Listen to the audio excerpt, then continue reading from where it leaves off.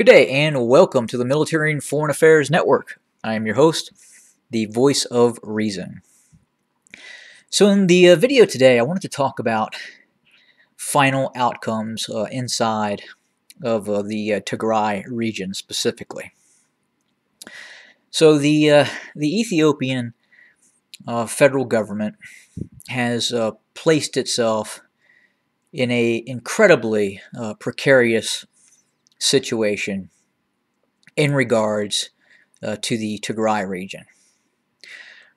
The first major mistake was getting into an alliance with the despotic regime inside of Eritrea, and then inviting large groups of Eritrean forces to occupy large areas of Tigray.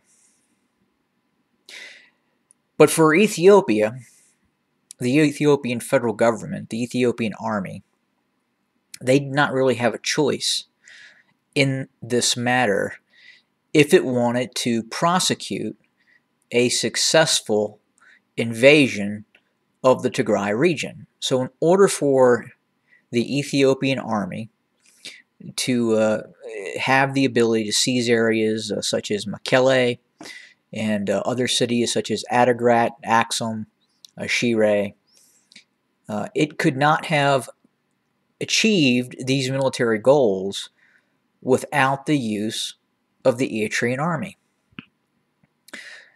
Now what has happened is by having these large Eritrean forces, which are foraging and committing a host of war crimes, as is the Ethiopian army, they have hardened the population of the Tigray region against all outside elements.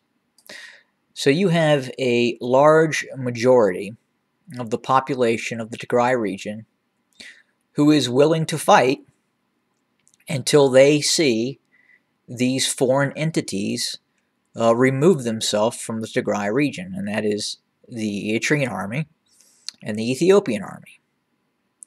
Now we have this mandate that states that the Eritrean army must withdraw from Tigray, and this is being pressed by the United States and the United Nations. And if Eritrea were to do this and remove these tens of thousands of forces that are stationed in the north that have occupied the northern Tigray region, then Ethiopia, the Ethiopian army, would quickly see itself having significant challenges maintaining its occupation of the Tigray region. In all likelihood, it probably within a few months would see itself quite possibly defeated on the battlefield if we see a withdrawal of Eritrean forces. So the question is how are these Eritrean forces, how is Eritrea, how is Ethiopia going to articulate a withdrawal of Eritrean forces without actually withdrawing the forces?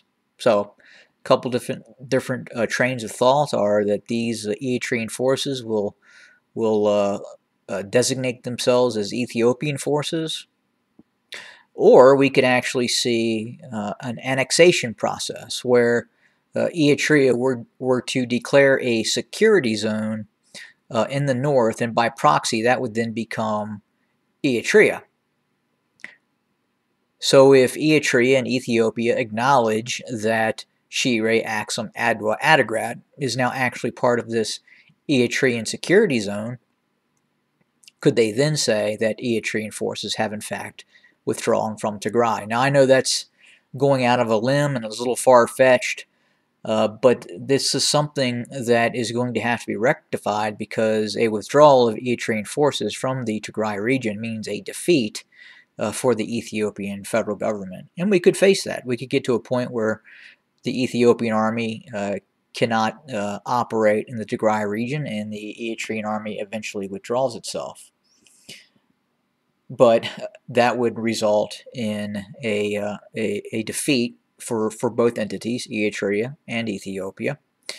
And then you would have to question, would the Eritrean regime and what you could define as the Ethiopian regime survive such a loss?